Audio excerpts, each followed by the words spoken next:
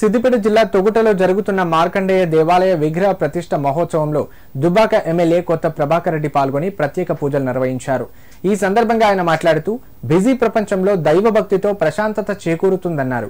గ్రామీణ ప్రాంతాల్లో దేవాలయాల నిర్మాణంతో ఆధ్యాత్మిక ప్రశాంతత చేకూరుతుందన్నారు. అనంతరం పద్మశాలి సంఘం నాయకులు ఎమ్మెల్యే కొత్త ప్రభాకర్ రెడ్డిని శాలువాతో సన్మానించారు.